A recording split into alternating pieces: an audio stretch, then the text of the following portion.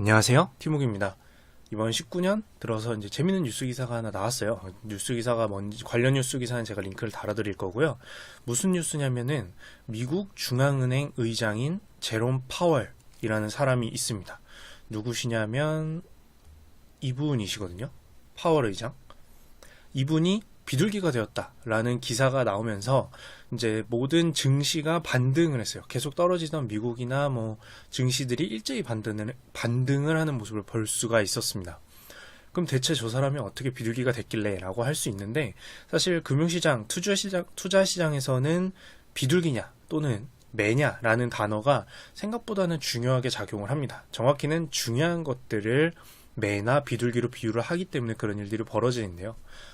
우선은 비둘기부터 좀 설명을 해볼게요. 비둘기파라고 했을 때 우리가 비둘기에게 가지고 있는 이미지는 사람마다 다를 수도 있지만, 자, 매와 비둘기를 비교를 했을 때 비둘기는 좀 온순한, 즉 공격성이 좀 떨어질 것 같은 이미지를 갖고 있습니다. 그렇겠죠. 매에 비교를 하자면. 자, 그래서 비둘기는 좀 온화한 성향을 나타낸다라고 생각을 하면 이미지를 갖는데 훨씬 쉬운데요. 비둘기파 같은 경우에는 이제 온건파라고 볼 수가 있어요. 금융시장에서 온건하다라는 뜻은 무슨 뜻이냐면, 어떤 경기가 침체기나 이럴 때 가장 많이 등장을 하는데, 예를 들어서 이제 2007년에서 2008년 이제 금융위기가 왔었을 때죠. 그때 같은 경우에는 비둘기파가 많아집니다. 왜냐? 이 비둘기파는 금융시장에 돈을, 통화정책을 통해서 주로 이제 양적 완화나 금리를 인하하는 것을 통해서 시장에 돈을 많이 공급을 하고, 시장의 통화라고 하죠. 통화를 많이 늘려서 사람들이 좀 돈을 자유롭게 투자시장이나 이런 데 쓸 수 있게 만들어서 경기를 성장시키자라고 하는 쪽입니다. 여기서 포인트는 경기를 성장시키는 건 누구한테나 좋은 건데, 어떻게 하느냐?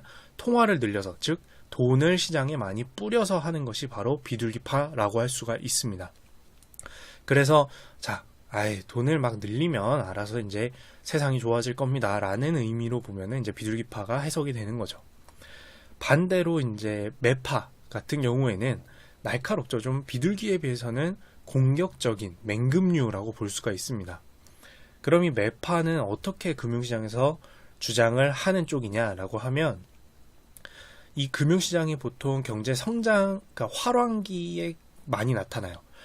경기가 화랑이면은 그냥 둬야 되는 거 아니야? 왜 세상이 이러는데 갑자기 매파가 뭔지 몰라도 등장을 한다는 거지? 뭐냐면, 경제가 활성화됐을 때 시장에 돈이 풍부해지잖아요. 사람들이 돈을 많이 벌고 또 투자를 또 새롭게 많이 하니까 가만히 예금을 해두는 게 아니라 이제 투자시장에 많이 갖고 나오게 되죠. 보따리 싸들고 나 더 벌 거야 이러면서 나오게 된다는 거예요. 근데 이렇게 되면 뭐냐면, 시장 전체에 돈이 엄청나게 많아지면서 돈의 가치가 떨어집니다. 요거는 제가 추가로 그 예전에 설명했던 물건과 돈의 가치라는 편을 좀 보면 이해할 수 있는데, 쉽게 해서 돈이 시장에 너무 많이 풀려서 돈의 가치가 떨어지면, 반대로 물건이라는 것의 가치는 돈에 비해서 가치가 높아져서 돈으로 물건을 사려면 물건의 가격이 올라가 버립니다. 돈으로 물건을 구하는 걸 어떻게 하죠? 가격을 지불하고 물건을 구하잖아요. 근데 그때 물건의 가격이 올라가면서 물가가 올라가게 됩니다. 그러면 인플레이션, 물가 상승이라는 게 발생을 하게 되는데, 당연히 세상에는 어느 정도 인플레이션이 있어야 되지만, 이게 너무 경제 화랑에 그냥 돈을 막 펑펑 쓰게 두면 그 물가 상승이 너무 높아져서 또 다른 방식의 경제 위기가 온다는 거죠. 돈이 너무 가치가 없어지게 되고 물건은 계속해서 천정부지로 물가가 오르는 초인플레이션이 올 수도 있고요.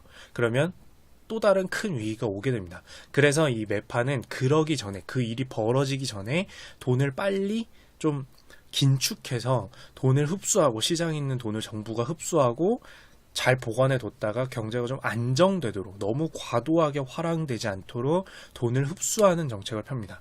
그래서 주로 금리를 인상시키거나, 꼭 정부가 흡수하지 않아도 되죠. 은행들이 예금하도록 만들게 되면 되잖아요. 은행에다가 사람들이. 그래서 금리를 인상시키거나 또는 여러 가지로 이제 긴축 정책을 펴는 걸 매파라고 합니다. 그래서 사실은 지금 들어보면 둘의 답이 있는 건 아니에요. 어떤 시기에 어떤 정책을 펴야 되냐에 답이 있는 거겠죠. 근데 그 시기를 미리 판단해야 되기 때문에 이 둘은 항상 싸우게 됩니다. 그래서 이제 비둘기파는 어떻게 돈을 푸는 쪽이고요. 매파는 돈을 좀 걷어들여서 과도하게 경제에 돈이 풀리는 것을 막는 쪽이라고 보면 됩니다. 자, 그래서 이제 비둘기와 매파의 이미지가 좀 쌓였죠. 매는 진짜 매의 눈으로 주시하고 있다가 야, 이거 돈 좀 너무 많아 이러면 바로 금리를 인상하기를 주장합니다. 근데 이제 지금 파월 의장 같은 경우가 여태까지 어땠다 그랬죠? 지금까지 미국 연방위원회는 여기 이 차트에서 보는 것처럼 제가 일로 좀 나와야겠네요. 지금 미국은 기준금리를 계속해서 인상을 했습니다. 그 기준금리 인상하니까 실제로 이제 이게 연방금리인데 그 연방금리가 여기 뒤에 보면 여기 이쯤이죠? 이쯤에 2016년부터 점진적으로 상승시켜서 2018년은 계속 상승을 했어요. 근데 이것도 계속해서 점진적으로 상승시키겠다라고 해서 지금까지 본 돈을 긴축하는, 돈을 금리 인상시켜서 끌어들이는, 그 저장시켜버리는 이제 매파적인 기조를 계속해서 얘기를 하다가 이번에 이제 2019년 들어서 특정 자리에서 지금까지 했던 우리의 의견을 바꿀 수도 있다. 경제적인 여건을 참고해서 라고 말을 했습니다. 그렇다는 얘기는 점진적으로 상승시키던 것을 그게 아니라 경제 침체기가 빨리 올 것 같다라고 생각이 들면 비둘기적으로 바꿀 수도 있다라는 판단이 되면서 이제 그렇게 되면 어떻게 돼요? 자, 시장은 먼저 예상하죠, 항상. 그렇게 되면 어떻게 된다는 뜻이에요? 돈이 더 이상 묶이지 않는다 라는 뜻으로 해석되니까 투자시장이 활성화되겠구나 해서 갑자기 미국 증시가 내려가던 게 반등을 크게 합니다.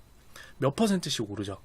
그럼 대부분의 투자시장이 당연히 미국 증시를 따라서 어느 정도 반응을 하게 됩니다. 그래서 이제 이 파월 의장, 미국 중앙은행의 의사결정권을 가진 파월 의장이 매파가 아니라, 긴축하는 매파가 아니라 비둘기파의 의견을 내비치었다라는 뜻으로 해서 파월이 비둘기가 되었다라는 기사가 나니까 이제 투자시장이 반응을 하는 거죠. 그래서 비둘기다 매다라는 단어는 생각보다는 이제 투자시장, 금융시장에서는 그리고 경제시장에서는 상당히 큰 의미를 갖습니다. 근데 이게 물론 그 파월 의장만 그런 것도 아니고 지금 막 그런 것도 아니고요. 예전에도 이제 지금 화면에서 보시는 좌측에 있는 이분이 파월이고 지금 우측에 있는 이분은 옐런 의장이시죠. 예전에 뭐 경제계에서는 이제 옐런 누나 이렇게 하는데, 옐런 의장 같은 경우도 예전에 경제 침체기가 올 것이냐라고 했을 때는 매파적 입장을 보이다가 또 어떨 때는 그 비둘기적 입장을 보이다가 비둘기파적 입장을 보이다가 하는 경우도 있고요.